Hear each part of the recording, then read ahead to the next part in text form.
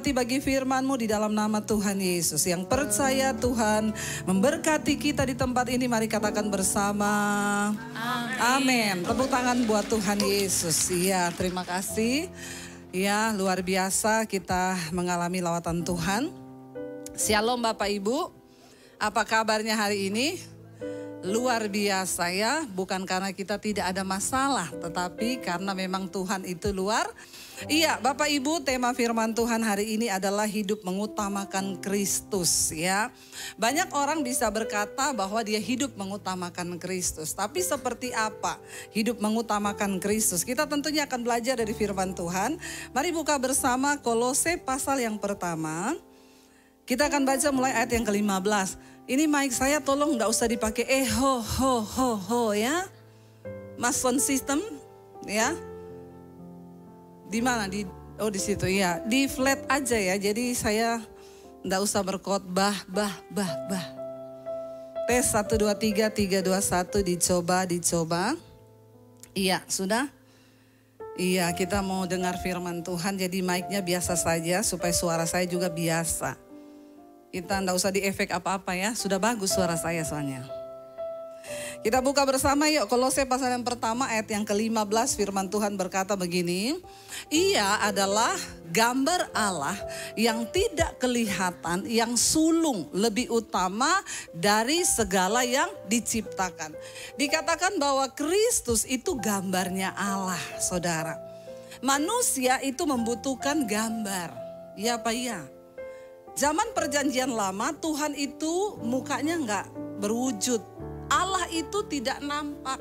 Dia hanya muncul dalam bentuk api, dia muncul dalam bentuk angin, dia muncul dalam bentuk apapun. Makanya bangsa Israel selalu bikin patung. Karena mereka itu pengen menyembah sesuatu yang berwujud, yang ada wajahnya. Ya Pak ya? Ya, makanya saudara, dikatakan bahwa Kristus itu adalah gambar Allah. Manusia itu kan pengen ngerti Tuhan itu seperti apa ya.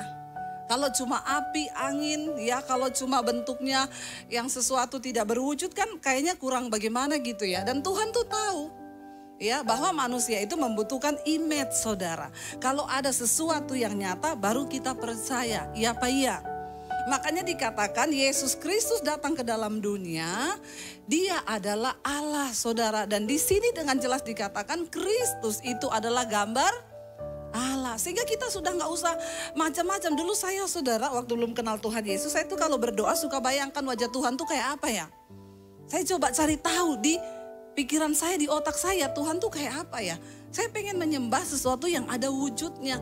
Kadang-kadang yang muncul bayangan hitam besar, saya takut saudara, saya lari dari kamar. Ya, waduh kayaknya setan.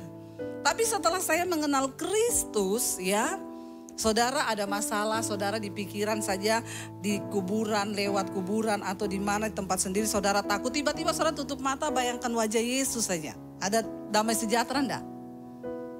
Kalau saya tutup mata, saya bayangkan wajah istri saya, Bu. Lebih takut lagi ya enggak bapak-bapak? Ya, karena semua butuh gambar saudara ya. Ada bapak-bapak dia itu selalu bawa foto istrinya di dompet. Tiap habis dimarahin bosnya di kantor, dia masuk kembali ke ruang kerja, dia buka dompet, dia tersenyum. Lalu teman-temannya penasaran, dia ini tiap habis dimarah kok tersenyum lihat dompet gitu ya. Lalu satu kali temannya tanya, apa sih yang kamu lihat tiap habis kali dimarahin bos? Ini loh ditunjuk, istrimu ya. Waduh berarti istrimu tuh sangat kau cintai ya. Enggak, saya habis dimarahin bos, saya buka dompet. Tidak ada yang segala kamu saya. Jadi memang gambar itu perlu saudara, amin. Nah dikatakan di sana bahwa Yesus itu gambar Allah yang tidak kelihatan, yang sulung. Dia lebih utama dari segala yang diciptakan. Baca ayat yang ke-16 dikatakan di sana. Karena di dalam dialah telah diciptakan segala sesuatu yang ada di mana? Di sorga dan yang ada di bumi. Yang kelihatan dan yang tidak kelihatan, baik singgasana maupun kerajaan, baik pemerintah maupun penguasa. Segala sesuatu diciptakan oleh Dia dan untuk Dia. Saudara, jangan pernah berani berjalan tanpa Tuhan di hidupmu. Kenapa? Karena di dalam Yesus dikatakan dia itu di dalam Yesus ada segala sesuatu yang kelihatan maupun yang tidak kelihatan. Anak muda yang lagi cari jodoh, sudah kelihatan belum jodohmu? Ya, yang lagi cari jodoh, yang sudah punya jodoh nggak usah ngejawab. Ya, yang lagi berdoa kira-kira jodoh saya itu kayak apa ya mukanya? Di dalam Yesus itu sudah ada, tersedia. Baik yang kelihatan maupun yang belum kelihatan. Jadi jangan pernah melangkah tanpa penyertaan Yesus. Engkau harus mengutamakan Tuhan. Dikatakan di sana yang kelihatan dan yang tidak kelihatan. Apa yang belum kelihatan hari ini di hidup kita, saudara? Di dalam Yesus itu sudah tersedia. Bahkan dikatakan di sana, baik singgasana. Ya, singgasana itu berbicara tentang raja. Raja-raja dulu itu tempat duduknya itu singgasana maupun kerajaan. Baik pemerintah maupun penguasa, segala diciptakan oleh Dia dan untuk Dia. Hari-hari ini bangsa kita sedang ada di tahun-tahun politik. Jangan terpancing dengan apapun yang akan membuat kita ini terpecah belah. Amin. Ya, saudara, bagian kita tetap berdoa bagi bangsa ini. Makanya saya selalu berkata, Tuhan, apapun yang terjadi di atas bangsa kami, saya percaya Tuhan sudah menetapkan, ya, pemerintah itu adalah wakil Allah.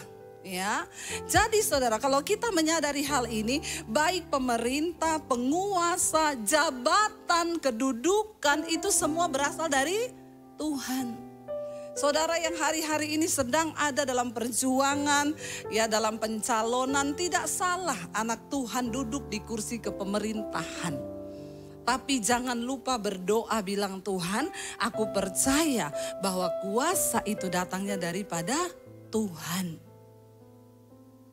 Kursi, kepemerintahan, penguasa, kerajaan, semua itu dari Dia. Dan kalau satu saat engkau duduk di kursi kepemerintahan, ya, jangan lupa Alkitab ini berkata dari Dia dan untuk Dia. Banyak orang itu ya minta didoakan sama saya. Bu Debbie, saya ini lagi mencalonkan. Doakan ya Bu. Nanti Bu, kalau saya jadi, ya nanti saya akan begini, saya nanti bantu pelayanan begini. Ya saya cuma bilang iya, yang penting ngomong sama Tuhan. Ya, jangan ngomong sama saya. Karena pilkada sama pilkabe itu beda tipis. Ya, kalau pilkabe itu lupa jadi, pilkada jadi lupa. Tapi anak Tuhan tidak boleh lupa. Engkau diutus Tuhan duduk di kursi pemerintahan karena ada maksud Tuhan. Pakai sungguh-sungguh jabatan itu terutama untuk memuliakan nama Tuhan. Jangan mempermalukan Tuhan. Banyak orang saudara dikasih kepercayaan jabatan tapi pada akhirnya mempermalukan Tuhan. Jadi orang bilang tuh orang Kristen loh, orang Kristen lagi. Kita semua berdoa supaya anak-anak Tuhan tidak berdosa, saudara. Saudara duduk di kursi pemerintahan, kita semua bangga biar semakin banyak anak Tuhan yang dipakai Tuhan di atas negeri ini. Amin. Tapi jangan engkau lupa bahwa kuasa itu dari Dia dan hanya untuk Dia. Kita lanjut saudara, ayat 17. Semakin panas di sini ya. Lampunya itu loh saudara ya, haleluya. Baca bersama ayat yang berikutnya. Ia ada terlebih dahulu dan segala sesuatu ya, dari segala sesuatu dan segala sesuatu itu ada di dalam Dia, dikatakan. Kenapa Dia harus yang utama saudara? Ayat 18 berkata, sekarang ayat 18. Ia adalah siapa? Ialah kepala tubuh, yaitu jemaat. Ia yang sulung, yang pertama bangkit dari antara orang mati. Sehingga ia lebih utama dalam segala sesuatu. Dikatakan Dia itu adalah kepala tubuh, yaitu jemaat. Jadi jemaat itu, makanya Pak Konrad selalu ngomong, jemaat ini adalah milik Kristus. Makanya pendeta enggak usah berantem rebutan. Ya, karena kita tahu jemaat itu milik Kristus, Dialah kepala. Kalau semua pendeta menyadari bahwa jemaat itu milik Tuhan, kita enggak usah berantem toh. Puji Tuhan kalau di gerejamu dia bertumbuh, dia semakin diubahkan, puji Tuhan. Ya, kan harusnya begitu. Jangan berantem, saudara. Ada jemaat pindah terus kita berantem, jemaat saya pindah di sana. Yesus adalah kepala tubuh, yaitu jemaat. Dikatakan dia yang pertama bangkit dari antara orang mati. Ya, dikatakan Yesus yang pernah turun ke dalam dunia orang mati, dan dia yang pertama bangkit, dan dia yang sudah naik ke sorga. Hanya orang yang pernah ke sorga, yang datang dari sorga, yang bisa tunjukin jalan ke surga. Lalu dilihat saudara, ayat yang ke-19 dikatakan di sana, karena seluruh kepenuhan Allah berkenan diam di dalam dia. Saudara, kenapa kita harus mengutamakan Yesus dalam hidup ini? Karena seluruh kepenuhan Allah itu ada loh di dalam Kristus. Apa yang Tuhan gak bisa lakukan? Apa yang Allah gak bisa sanggup lakukan dalam hidup kita? Dia berdiam di dalam Yesus. Karena itu jangan saudara sepelekan nama Yesus. Saya itu saudara, orang mau bilang Yesus bukan juru selamat, Yesus bukan Tuhan. Saya ini sudah mengalami saudara. Saya doakan orang kerasukan ya. Kita ngomong saja dalam nama Yesus, dia teriak panas. Saya pernah coba dalam nama Daniel. Dia ketawa, saudara, itu setan. Ya, saya sebut lagi dalam nama siapa? Debbie. Ya, ketawa, dia terbahak-bahak. Nggak ada kuasa, tapi begitu kita sebut dalam nama Yesus, itu orang kerasukan bisa teriak, panas. Berarti nama itu ada kuasa. Makanya jangan sepelekan nama Yesus. Utamakan Kristus dalam hidup kita. Karena di dalam dia itu, ya Allah itu berkenan dipenuhi loh. Kepenuhan Allah itu ada loh di dalam Yesus. Itu wow, luar biasa. Kita baca ayat yang ke-20 saudara. Firman Tuhan di sana berkata begini saudara. Baca bersama 1, 2, 3. Dan oleh dialah ya ia memperdamaikan segala sesuatu dengan dirinya, baik yang ada di bumi maupun yang ada di sorga. Sesudah ia mengadakan pendamaian oleh darah salib Kristus. Jadi saudara, di dalam Kristus itu ada pendamaian. Manusia yang paling sial di dunia ini adalah orang yang hidupnya itu bermusuhan dengan Tuhan. Ya, itu engkau paling sial hidupmu. Hati-hati saudara, jangan sampai kita ini punya agama tapi ternyata kita ini bermusuhan dengan Tuhan. Dikatakan di dalam Yesus itu ada perdamaian. Lewat darah Yesuslah hidup kita diperdamaikan dengan Allah. Lewat Kristuslah kita menerima kasih karunia. Tanpa kasih karunia hidup kita ini celaka saudara. Orang yang bermusuhan dengan Tuhan artinya apa? Hidupnya di bawah kutuk, hidupnya tidak menerima anugerah, dia berada di bawah kutuk dosa dan percuma semua yang kita lakukan. Tetapi dikatakan di dalam nama Yesus itu ada perdamaian. Kita ini diperdamaikan. Yesus memperdamaikan segala sesuatu itu dengan dirinya. Saudara, orang itu kalau hubungannya dengan Tuhan rusak, dengan sesama juga pasti rusak, ya. Orang itu kalau hubungannya dengan Tuhan rusak, maka dia tuh sama sesama itu pasti rusak ya. Suami kalau hubunganmu dengan Tuhan rusak, tidak diperdamaikan, maka hubunganmu dengan istri dan anak-anak juga rusak. Ya coba saudara, kita cek saudara, orang yang hidup jauh dari Tuhan, tidak mungkin hidupnya itu membawa damai sejahtera, tidak mungkin. Ya, apa dikit marah, apa dikit meledak, apa dikit itu namanya orang belum hidup dalam damai sejahtera. Tolak ukur kita ini diperdamaikan dengan Allah Bapa lewat Kristus itu apa? Waktu hidup kita ini penuh damai sejahtera. Dalam segala perkara kita bisa mengucap syukur, baik dalam keadaan yang buruk maupun dalam keadaan yang baik apapun juga kita ini mampu bersyukur. Orang yang hidup mengutamakan Tuhan itu dia bisa berdamai dengan segala keadaan. Saya ini mau bersaksi saudara, tadi pagi itu peristiwa yang sangat konyol di hidup saya ya. Jadi saudara, saya itu baru pulang kemarin ya, masih jet lag saya ini. Ya sekali-sekali lah ya ngomong jet lag gitu ya saudara. Biar ketahuan baru dari luar negeri gitu ya. Kita kemarin ke Armenia, Georgia ya, ke Turki saudara. Kita pergi ke Gunung Ararat, di mana tempat Bahtera Nuh itu tersinggah waktu selesai air bah ya. Luar biasa pengalamannya. Lalu saya itu hari ini jadwal saya pelayanan tuh di Bogor sama di Sentul ya. Saya rupanya ada miss ya. Saya itu ngomong ke sekretariat, Bu saya tanggal 26 itu hanya bisanya sore ya, pagi enggak bisa. Mungkin ya namanya manusia saudara, manusia itu ya bisa lah, semua orang bisa berbuat salah ya. Jadi sekretaris itu dia bayangannya itu tanggal 12, padahal saya tulis tanggal 26. Saya ngomong ke suami saya tadi malam, aduh pelayanannya besok pagi jam 7 di Bogor ya. Iya kita ini masih jet lag, jam 00 belum ngantuk saudara. Saya bilang ayo tidur, paksain tidur. Akhirnya kita tidur lah ya. Barusan tidur sebentar lampu mati. Saya kebangun panas, saya kok mati lampu, lihat dulu ternyata begensernya turun. Dinaikin saudara. Habis itu nggak bisa tidur, lalu tertidurlah ya. Waker bunyi jam 5, ya bangun kita mandi. Semangat saudara ke Bogor ya, suami saya bilang semangat melayani Tuhan. Sampai sana saya masuk, saudara duduk ya. Tiba-tiba yang koordinator di sana berdiri ngomong gini, Bu Debbie, hari ini kan ibu ndak jadwal di sini, ibu kan cancel. Saya kaget, hah? Saya nggak dikasih tahu kalau saya cancel Pak. Enggak, ini sudah ada pembicara lain. Saya, hah? Konyol ndak saudara? Ya, itu luar biasa loh. Saya bilang, tapi saya ndak ada pemberitahuan tuh. Enggak, katanya ibu cancel.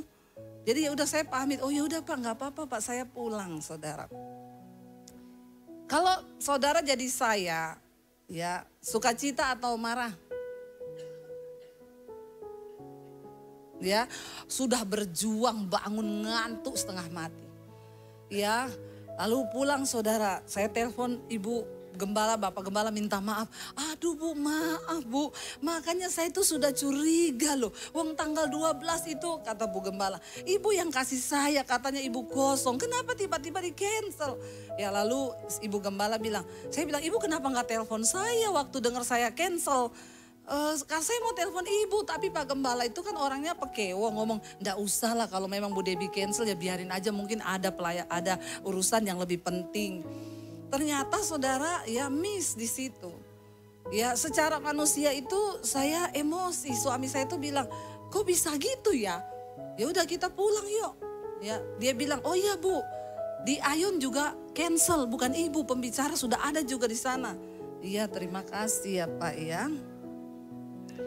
Saudara, disitulah kita nih ditentukan ya bagaimana kita ini hidup mengutamakan Kristus atau tidak. Saya tuh ngomong ke suami saya gini, semua yang terjadi di hidup kita ini seizin Tuhan. Ya, jadi kita ndak boleh marah. Berarti ada maksud Tuhan. Ya kadang kita tidak mengerti maksud Tuhan itu. Ya, tapi saya juga percaya ya disinilah juga kita dituntut untuk rendah hati. Nggak apa-apa, kita terima ini. Ya sudah berarti kita pulang. Jadi saya sukacita, saya damai sejahtera aja. Ya nggak ada yang membuat saya tuh terus kehilangan damai. Terus ya udah nggak usah lagi ya, pokoknya di Bogor nggak usah terima. Ya karena semua yang terjadi itu pasti seizin Tuhan. Kalau kita ini sudah diperdamaikan di dalam Kristus dan kita hidup mengutamakan Kristus, maka apapun yang terjadi di hidup kita pasti ada damai sejahtera. Itu tolak ukurnya orang hidup mengutamakan Kristus. Tapi kalau saudara ada masalah dikit marah ngamuk, saudara engkau jauh dari Tuhan. Walaupun engkau pengerja, engkau pendeta, engkau siapapun. Kalau engkau ada masalah dikit langsung ya menyala, langsung emosi. Ingat loh, Yesus tuh yang memperdamaikan kita dengan dirinya, Allah Bapa. Karena itu orang yang hidup mengutamakan Kristus, dia hidup dalam damai sejahtera dengan Allah Bapa. Apapun yang terjadi, kita percaya bahwa itu seizin Tuhan. Mampukah engkau berkata begitu? Waktu engkau ditipu orang, engkau bilang terima kasih Tuhan. Ini pasti Tuhan izinkan. Apa maksud Tuhan di balik peristiwa ini? Amin. Nggak ada amin loh. Ya, jangan cuma ngomong-ngomong di mulut. iman kita itu harus berbuah, saudara. Kita lihat ayat yang berikutnya, ayat 21. Ya, dikatakan di sana, ya, juga kamu yang dahulu hidup apa? Jauh dari Allah, dan yang memusuhinya dalam hati dan pikiran seperti yang nyata dari perbuatanmu yang jahat.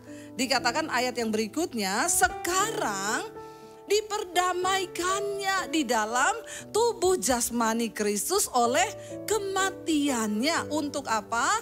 Menempatkan kamu dan tidak bercacat celah, kudus dan tak bercela, tidak bercacat di hadapan Tuhan. Saudara, ya, orang yang sudah diperdamaikan dengan Tuhan dikatakan dulu kita ini semua memusuhi Tuhan dalam hati dan pikiran kita yang jahat. Jadi kalau hari ini hati dan pikiran kita masih jahat, engkau masih bermusuhan dengan Tuhan loh, saudara. Ya, mari kita belajar. Waktu ada orang jahatin kita, keluarga kita jahatin kita, mampukah engkau berkata semua yang terjadi itu seizin Tuhan? Ketika engkau diperdamaikan di dalam Kristus dengan Bapa di sorga, maka tidak ada yang bisa lagi mencabut damai sejahteramu. Makanya Roma 14 ayat 17 bilang, sebab kerajaan Allah itu bukan makanan, minuman, pakaian, depositmu, tetapi kebenaran, damai sejahtera dan sukacita oleh Roh Kudus. Walaupun engkau kaya, walaupun engkau sukses, kalau engkau tidak punya tiga hal ini, kebenaran, damai sejahtera, sukacita, engkau belum diperdamaikan dengan Tuhan. Itu yang menjadi tolak ukur dalam hidup kita.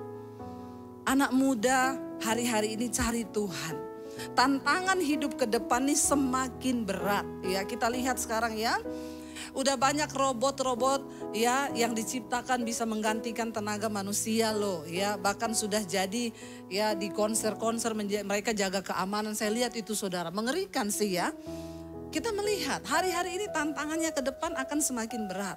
Ketika engkau hidup jauh dari Tuhan, semakin berat juga hidupmu.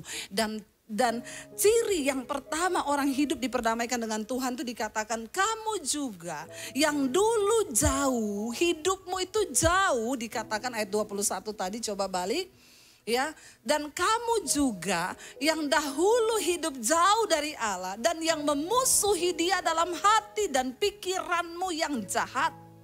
Saudara, kalau kita sudah hidup diperdamaikan dengan Tuhan, harusnya hati dan pikiran kita penuh dengan kebenaran. Tidak ada lagi orang yang terikat dengan dosa. Tinggalkan semua dosamu. Kenajisan, percabulan, semua dosa yang membuat kita gak damai sejahtera. Homoseksual, lesbian, perselingkuhan. Buang itu semua dari hidupmu. Supaya engkau bisa diperdamaikan dengan Allah. Kenapa? Karena dosa itu pencabut damai sejahtera nomor 1 dalam hidup manusia. Mau sekaya apapun engkau, seberhasil apapun hidupmu, kalau engkau hidup simpen dosa, maka engkau bermusuhan dengan Tuhan. Dan orang yang bermusuhan dengan Tuhan, hubungannya dengan sesama pasti rusak.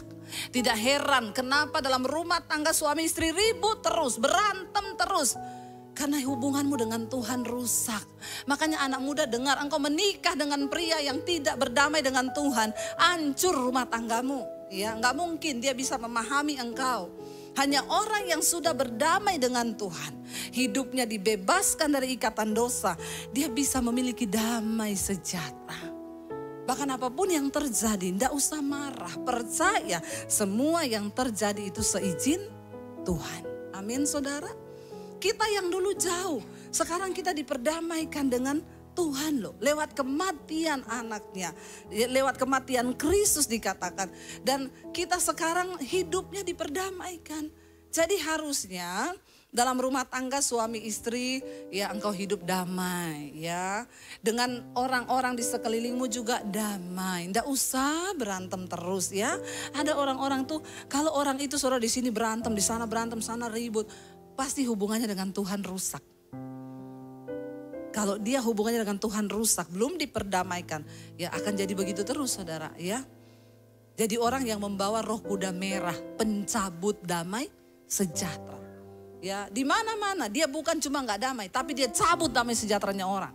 Kalau dia datang orang lagi ketawa, langsung jadi tidak tertawa. Ini artinya engkau pencabut damai sejahtera. Bapak-bapak, engkau pulang ke rumah. Anakmu lagi senyum, tiba-tiba kau masuk semua tegang. Nah, engkau membawa roh kuda merah itu. Pencabut damai sejahtera. Berarti hidupmu belum diperdamaikan dengan Tuhan. Lalu ayat yang berikutnya saudara dikatakan, kita baca ayat 20. Ya, nah itu dikatakan sebab itu. Nah 23 kita baca bersama saudara. Sebab itu kamu harus bertekun dalam iman dan tetap teguh, tidak bergoncang dan jangan mau digeser dari pengharapan Injil yang telah kamu dengar dan yang telah dikabarkan di seluruh alam di bawah langit dan yang ya dikatakan Paulus, aku ini Paulus telah menjadi pelayannya. Kalau saya ngomong dan aku ini loh Debbie Basir telah menjadi pelayan dari Injil itu. Saudara, kita semua ini terpanggil untuk menjadi pemberita Injil. Saya kemarin pergi ke Georgia dan Armenia saudara. Ya tadinya saya pikir itu negara mana ya. Karena harusnya kami berangkat ke Israel. Tapi di reschedule ke bulan Januari, ya Israel masih belum kondusif. Lalu saya itu kan sudah mengosongkan waktu. Tiba-tiba teman saya ajak saya, Bu, kita mau ke Armenia ini, ikut yuk. Ya masih ada seat. Ya akhirnya ya saya diajak, saya ikut saudara ke sana. Saya bilang itu Armenia di negara mana ya Pak? Udah ikut aja lah, makanya ibu biar tahu. Kita berangkat saudara. Georgia, Armenia itu negara. Jadi setelah air bah terjadi, ya Bahtranu itu tersangkut di pegunungan Ararat, ya. Wah saya tuh kagum lihat gunung Ararat itu di ujungnya ada salju. Kita pergi ke sana. Jadi bagaimanapun juga tempat itu adalah tempat yang bersejarah, sangat bersejarah. Itu adalah peradaban manusia yang kemudian dimulai sejak peristiwa air bah. Kenapa loh Tuhan memilih? Saya bilang sama suami saya waktu ada di sana, kenapa Tuhan pilih di Ararat ini ya? Kenapa enggak di Gunung Merapi ya? Atau di Gunung Bromo? Itu perahu tersangkut saudara. Pasti ada rencana Tuhan. Dan bukan secara kebetulan negara Georgia itu adalah satu negara yang ya penduduk Kristennya itu 80% saudara. Ya, mereka adalah kerajaan tertua yang pertama di dunia mengakui Yesus, mengakui bahwa mereka adalah pengikut Kristus, saudara. Ya, kami datang ke sana dan kekristenan di sana itu berkembang ya setelah ada murid Yesus yang bernama Andreas yang datang ke sana untuk memberitakan Injil. Lalu terjadi pertumbuhan dan pertumbuhan. Kami kemarin di sana berdoa supaya ada kebangunan rohani yang terjadi. Karena enggak menjadi jaminan hanya cukup menjadi orang percaya kepada Yesus. Tapi hidup harus mengutamakan Yesus. Nah kerajaan di sana, kekristenan di sana itu mereka adalah Kristen Ortodoks ya Armenian. Gereja-gereja Ortodoks Armenian itu enggak seperti kita Kristen begini hari Minggu ibadah. Mereka tuh gereja dibuka tiap hari. Ya, tiap hari buka. Jadi setiap orang bisa datang sama Tuhan kapan saja dia mau datang. Ketika dia ada masalah, dia datang. Mereka tuh saya lihat saudara, datang ke gereja itu hanya datang, lalu pegang salib, lalu doa sebentar, lalu pergi. Ya, pokoknya dia tiap hari harus tor muka sama Tuhan.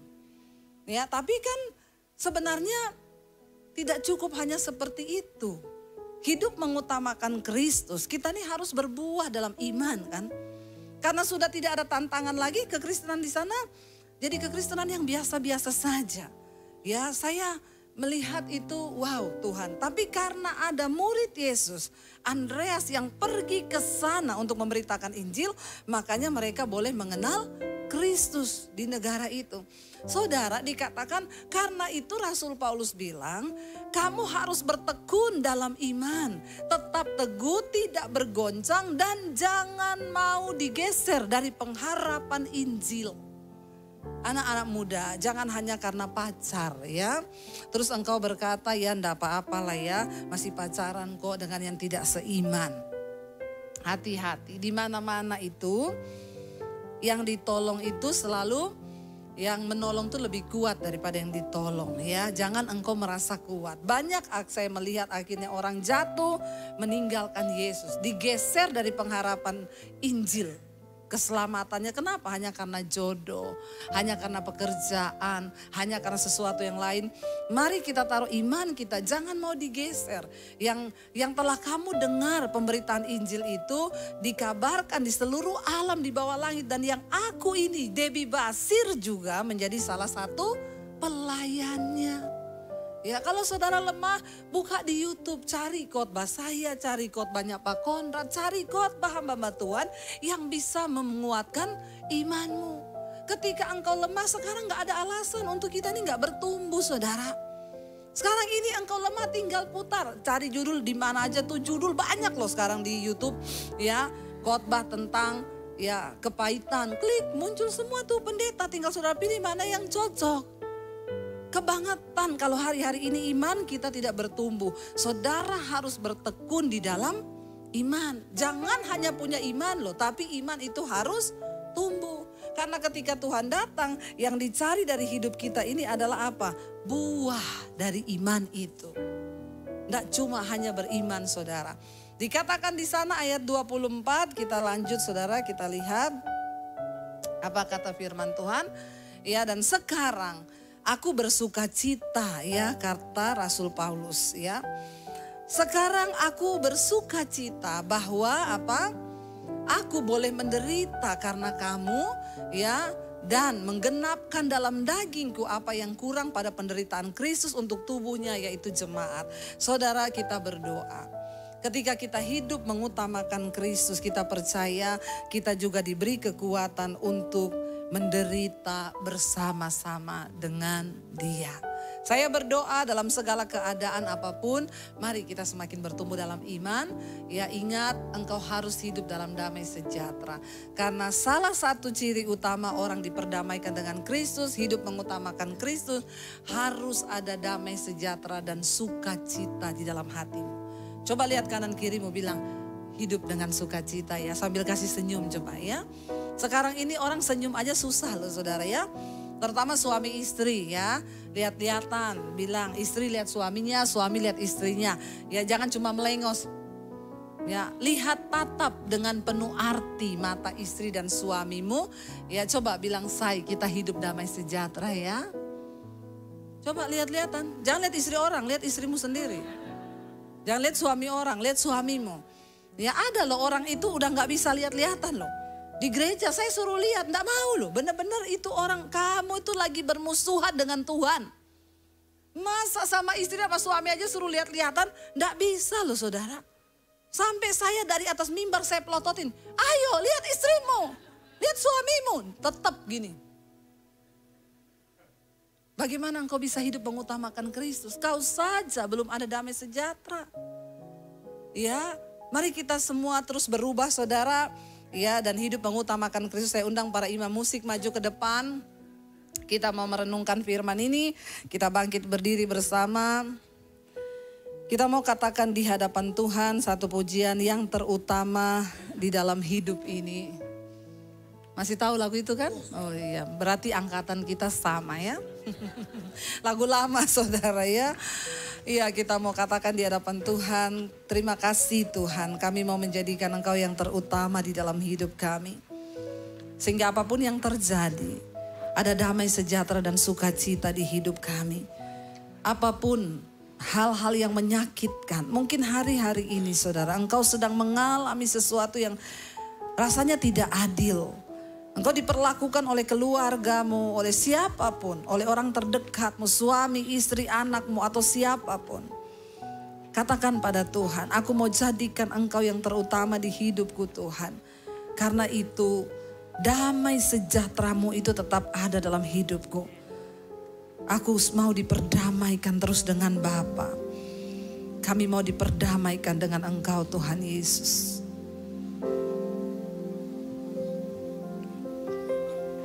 Yang terutama di dalam hidup ini, meninggikan nama Yesus. Lewat hidup kita kita meninggikan yang terutama di dalam hidup ini, memuliakan namanya. Sekali lagi katakan di hadapan Tuhan, yang terutama di dalam hidup ini, memuliakan nama Yesus. Yang terutama Tuhan, Terutama di dalam hidup ini, memuliakan namanya. memuliakan namanya. Haleluya, haleluya. Saya mau cinta Yesus. Haleluya, haleluya. Saya mau cinta Yesus.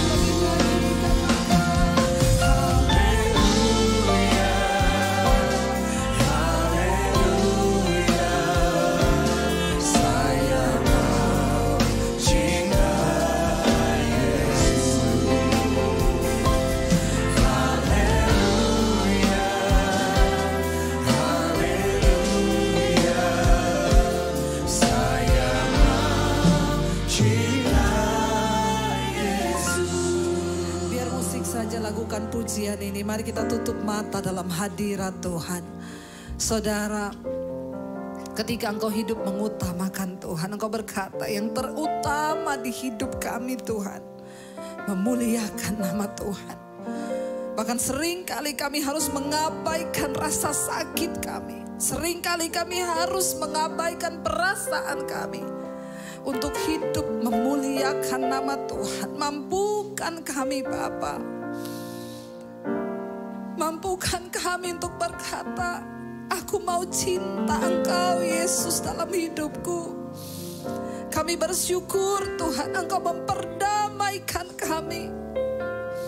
Sebab apa arti hidup kami jika kami tidak diperdamaikan dengan Allah Bapa di sorga. Hari-hari ini ada banyak hal yang mencoba merampas damai sejahteramu saudara. Jangan tertipu dengan iblis hari-hari ini. Sebab iblis bertujuan mencabut, merampas damai sejahteramu. Karena dia tahu itu adalah perkara sorgawi yang dunia tidak bisa berikan. Engkau tidak bisa membeli damai sejahtera dengan uang. Engkau tidak bisa membeli damai sejahtera dengan jabatan yang kau punya.